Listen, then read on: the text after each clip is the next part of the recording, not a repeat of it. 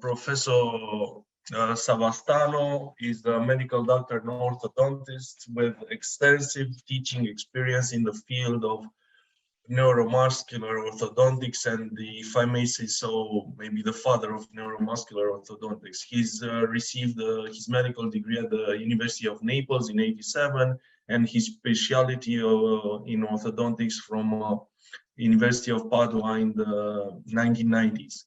His focus since the 1988 has been the application of neuromuscular dentistry to orthodontics. He developed a unique orthodontic diagnostic and treatment protocol and conceived the neuromuscular orthodontics as a distinct branch of the orthodontic specialty.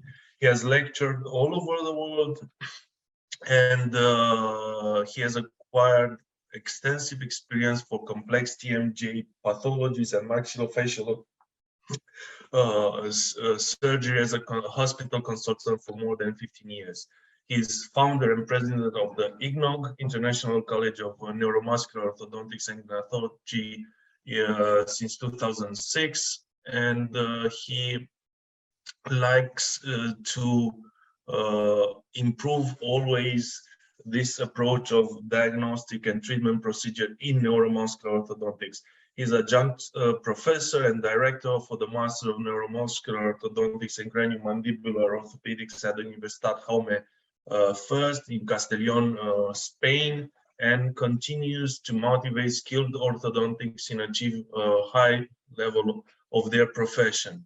So, having said that, Professor Savastano, you have the floor. Okay, just a few words. I'd like to thank Marian Constantinescu and Flori Constantinescu for this invitation. I thank you for calling me professor. I am not professor. As you know, adjunct professor is not a professorship. So I'm just a normal medical doctor specialized in orthodontics, which is responsible for a master's in neuromuscular orthodontics if anybody is interested. Okay. What I am going to do now is I'm going to attempt something that is quite difficult, but I'm going to try because I know I have a lot of smart people, much smarter than me, listening to me, is to explain what neuromuscular orthodontics is. And most of all, explain what the neuromuscular theory is. I'm going to show you a couple example cases in orthodontics, and I'll try to make it as fast and as easy as possible. Well, thank you, Florin, for talking about my experience. This is not important. This slide is just there for fun. And let's go through the first thing that we must always keep in our minds when we're talking about occlusion. Well, first of all, the main difference between neuromuscular theory and the classical knowledge on occlusion is that the classical knowledge of occlusion talks about a static occlusion. That means with teeth in centric occlusion, the intercuspal position. While in neuromuscular orthodontics and in general in the neuromuscular theory, we are more, we have a habit of always talking about occlusion as a dynamic occlusion, not a static occlusion. This gives us several types of advantages, some of which we'll be talking in the next 5 minutes.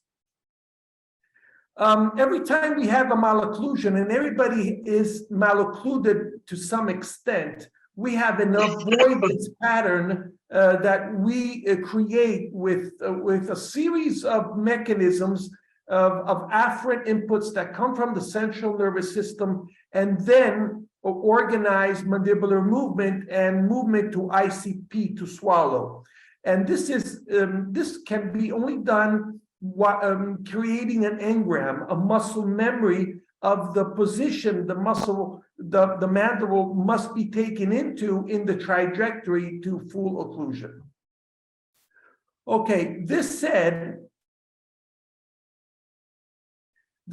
I just want to talk to you about what we call is the stomatognathing triad. that means as dentists, we always have to do with TMJ, teeth, and musculature, okay? So we've been always focused on working on teeth. That has been the main focus of dentistry since dentistry was born. We were very knowledgeable in understanding how to move teeth, and most of all, how to do prosthetics and put teeth where there weren't any teeth, okay? And being able to move and change the position of the teeth automatically changes the position of the mandible.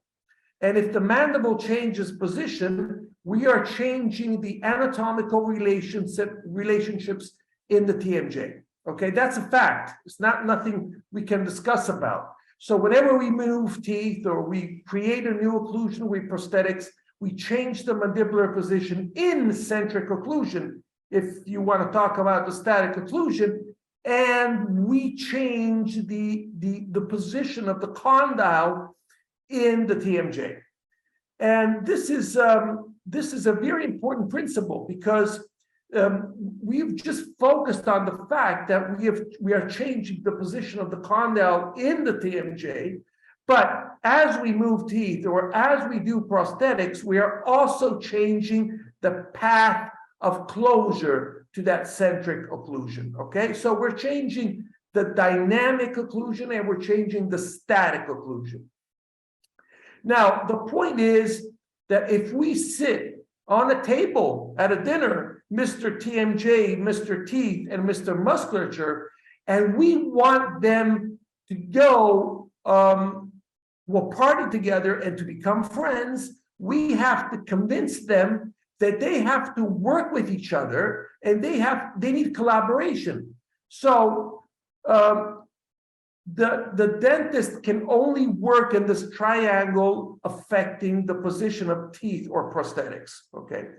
The dentist cannot act directly on the TMJ or the muscles, because the muscles, their anatomy, their origin, and their insertions cannot be altered by the clinician. Only the activity of the muscle can, okay? So this means that if we want all three to go out to dinner together and be friends, we have to do what musculature is asking us, because musculature, when we change occlusion and dynamic occlusion, will react with accommodation, okay? Accommodation is to work in an atmosphere that is less ideal than perfect. So musculature is going to accommodate that occlusion and that functional occlusion, their dynamic occlusion. But at the end, muscles are going to present a bill. So when we talk of relapse in orthodontics, what is relapse in orthodontics? A slight disharmony of the alignment of teeth, that's not relapse. Relapse is when you finish a case in class 1, and after 1 month, it's class 2 again. Or relapse is like it's an open bite, you close the open bite, and then it reopens after 6 months. That's relapse. And that's due to muscles, okay? So if we want harmony in this triangle, we need the muscles on our side. So if we follow the request of muscles and then put teeth accordingly, we should have a balanced occlusion, something more harmonic, okay? So by the way, the central nervous system receives all the afferent inputs from the teeth, the TMJ, and the musculature, okay? But the only way the central nervous system will act on this triangle is working on the musculature. It cannot directly act on teeth or TMJ, okay? This is an interesting triangle. So I hope you can see this clearly enough. Let me see if I can.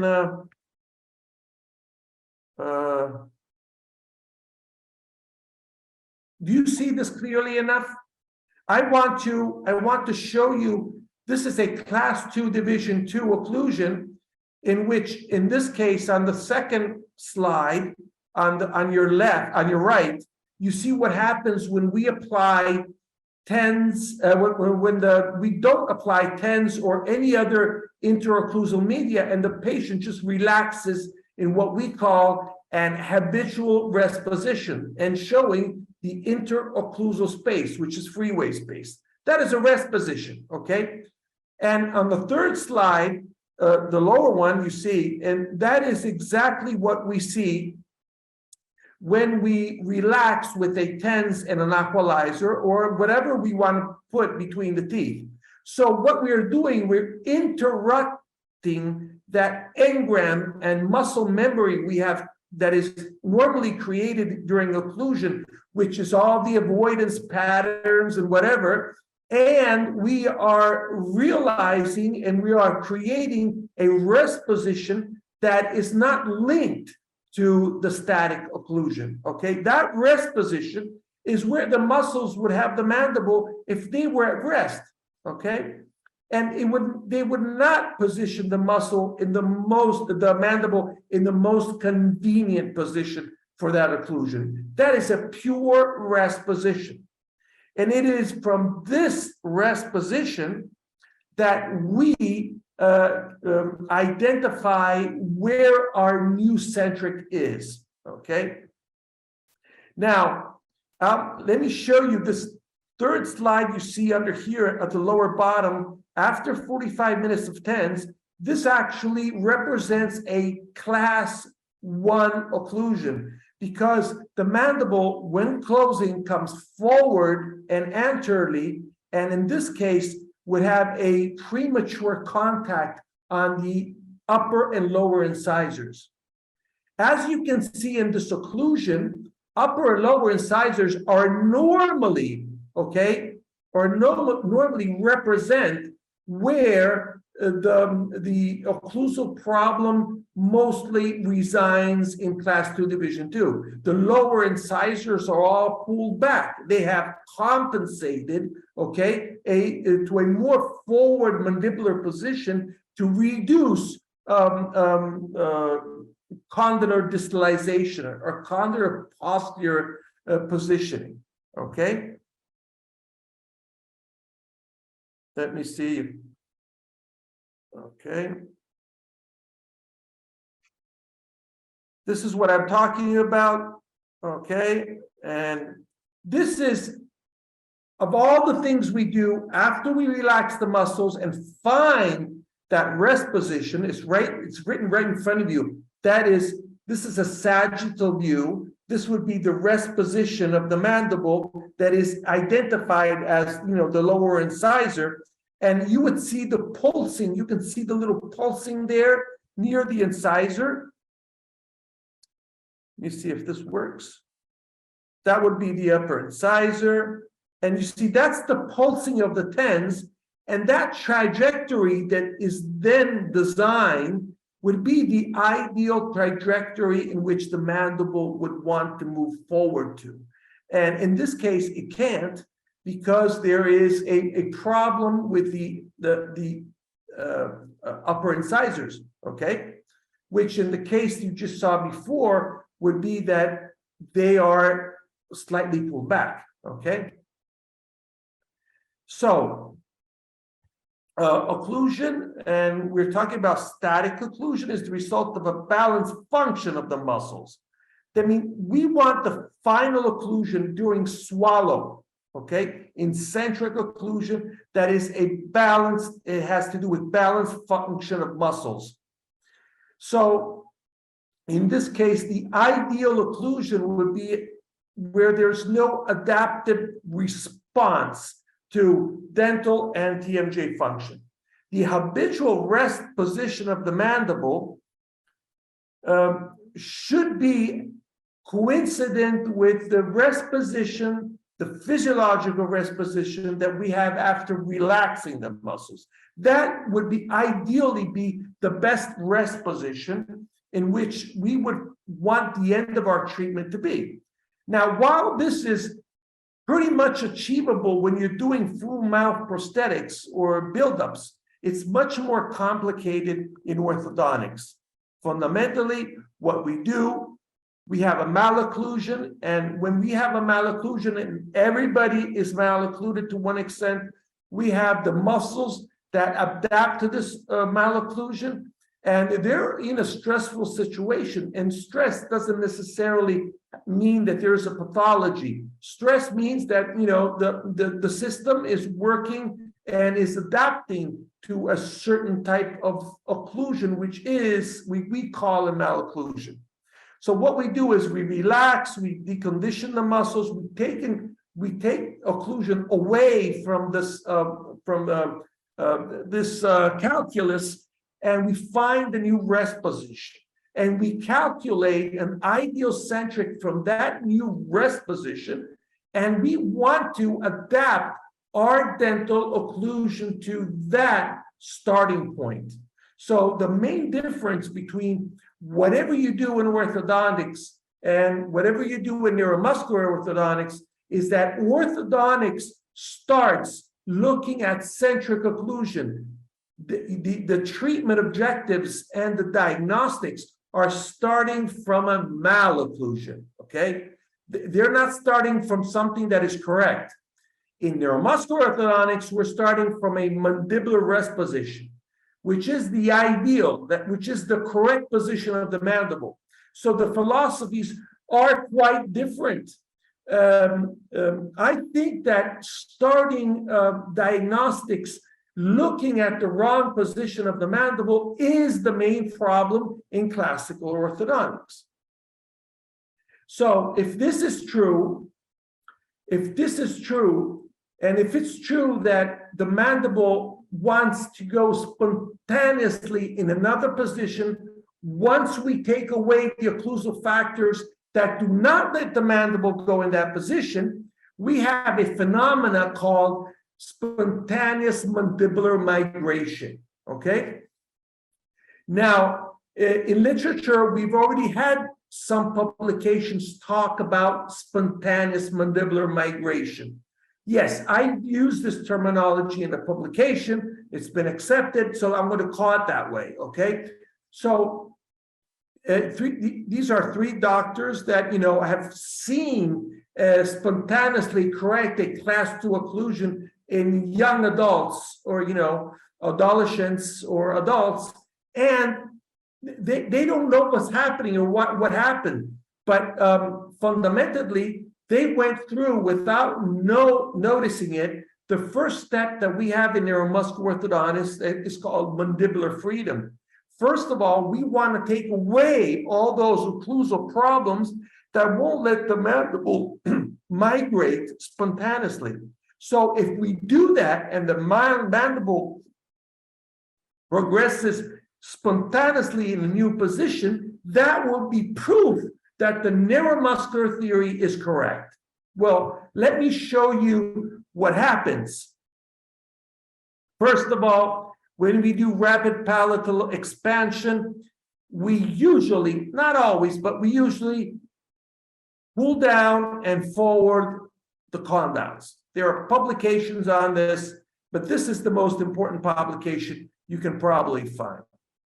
Then secondly, we have other problems that can force occlusion in that position and can, let's say, reduce the possibility of mandibular migration, okay?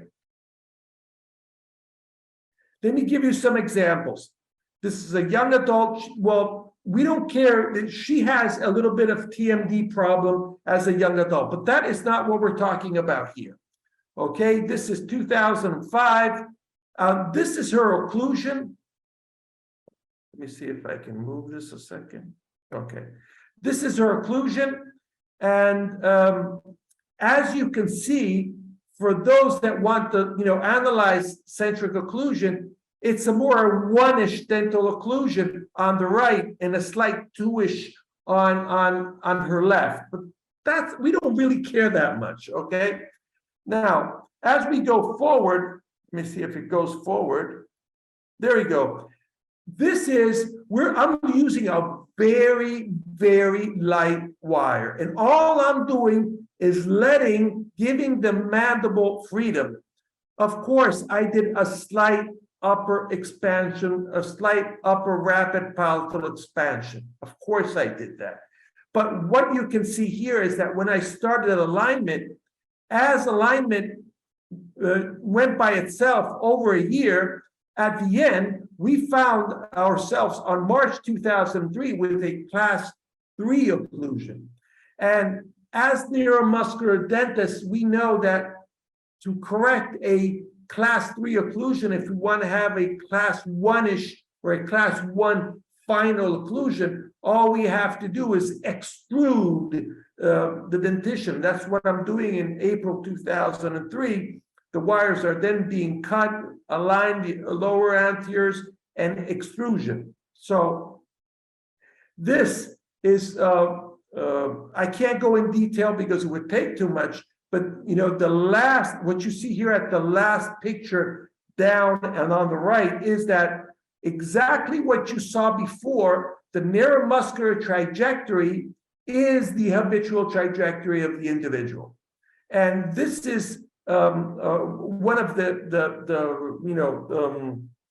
objectives of neuromuscular treatment. Now let's take a look at an adult. Okay, this is a young adult with a class 2 occlusion. Okay, in which the parents are concerned that he might need surgery for advancing the mandible because that's what they've been told. And I told them, no way. Why? Because I'm going to measure how much this mandible is going to come forward if we do rapid palatal expansion. That's exactly what we do. We do rapid palatal expansion, and in 48 hours, we have a class 1 occlusion. The case is already finished. No problem, okay? And this is the change in the profile in less than 48 hours. The pictures are taken at 2 months, away, okay? This is the change, the immediate change. I'm not going to show you cephalometric recordings. I'm going to show you superimpositions of X-rays because they tell the truth like nobody else, okay?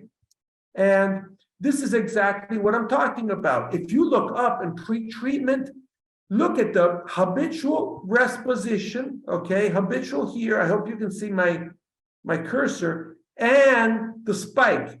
And on that horizontal, on the plane of occlusion, that mandible is saying it would come at least 2 millimeters forward. So as soon as we track the patient post-treatment, we're aligning him, he's already finished case. He is on the neuromuscular trajectory, okay? We've reduced a little freeway space because when you expand, you always reduce freeway space. And this is exactly what our objective is. Let me see if I can go forward. And okay, I'll give you another case here. We don't always need all that bioelectrical instrumentation we're talking about. This is a young girl with a class 2. She's, you know, she's very smart and very collaborative. So we can do something extra here. And this is her lateral X-ray. And we know that mandible is not supposed to be there. What we do is we try to record a new mandibular position. And this is exactly what we see. This is a class 2 occlusion, okay? There's even a box bite, a natural box bite here. What we do is, first of all, we apply rapid palatal expansion. And I really expand a lot. I've learned that through my experience in these years. And you can see what happens in April 2018 after rapid palatal expansion. By September, okay, which is stabilized and everything, we're going to record with tense and new mandibular position. And from that recording, we are going to build a bionator. And there's our bionator. And with our bionator, we're going to extrude teeth because we want to keep the mandible in that position and change only the occlusion. So that is exactly what we're doing. Then from September, now we are in October 2018. And by November, we have a class 1 occlusion. The case is finished. The case is easy from now on. You can see with the purple arrows exactly, we've left the molars away because we act on the premolars first. And you can see all the freeway space we still have there to, to finish our case. We have to correct torque and extrude the molars. That's exactly what we're doing here.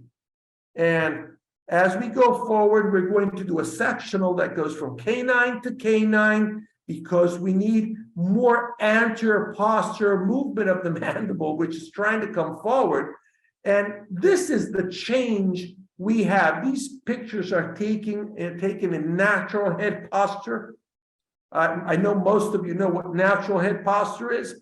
And the big change is a lot given from posture because their patients are more upright, but also because the mandible comes forward. This is the change. I hope it's visible here, a superimposition of the soft tissues. And this is the mandibular advancement that we immediately get in 2 months, not 1 year. Okay, we are not distalizing here. I don't distalize occlusion. I don't believe that the upper maxilla is really forward that much. So here's a real quick video. Deep bite, excess freeway space. Look at that overjet, it's real big, okay? Still some silicone in here. What I did is I recorded the new position after tensing. And this is the position we got. Let's check it out together. Shooting. And that's the new position.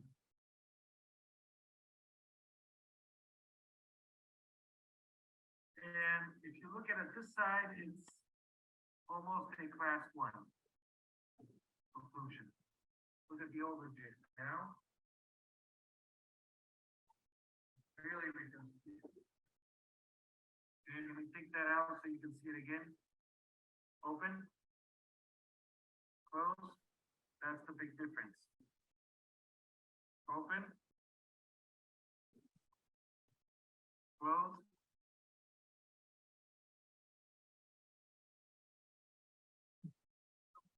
Made a bionator here. And this is how we're going to insert the bionator. And this is done on a neuromuscular position. Here. Happy.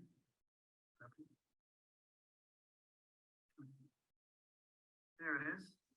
What we're going to do is we're going to just reduce this right here in front. We're going to take this, all this piece of the bionator away. We're not interested in that. And she's going to decide if she wants to keep the lateral part here of the bionator, or if you want to take that away too. And then we're going to start extruding our teeth. And we're going to need some extra space for the incisors. Okay, so if you take a close look, it's a nice lock spine. Isn't that beautiful? That's an expansion. That's what I call expansion. Okay, now here's a modified bionator. You can see we carve what we want to obtain with the bionator. And open up. There you go, baby. Close. There we go. This is what we're looking at. Take a look here. We're going to start extruding here. This is going to work more like a stop here, the lower 5, and extruding up here. Elastics, we're just going to start with something very light. So she can going on both sides.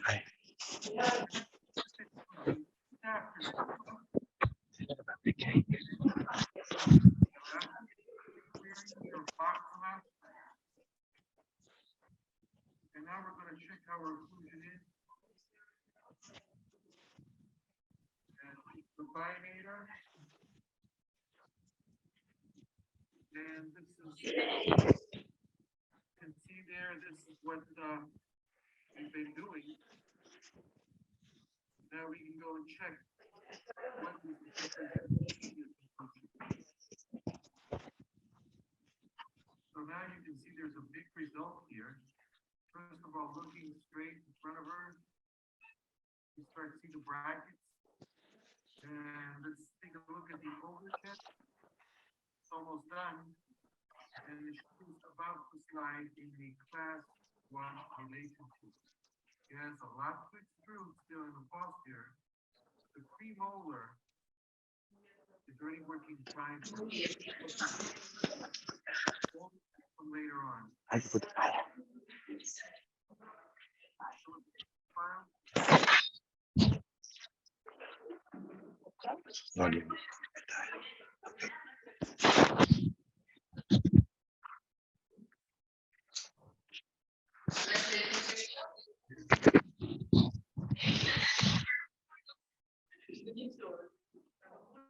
Okay, this is our case, class. Okay. So well, it just shows what I talked to you about before.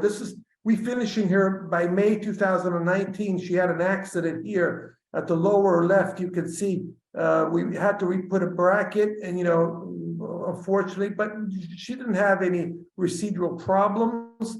And then this is what I've been talking about. This is, the class 1 occlusion and the new mandibular position is gained in just a little bit over 2 months. So you don't really need years to, correct the class 2. This is while we're finishing and while we're extruding. Okay, we have some buildups on 7. This is the final occlusion in 2020. And this is exactly what I've been talking. Oh, hold on. Okay, this is 2021. I have 2 pictures of 2022. It's not important.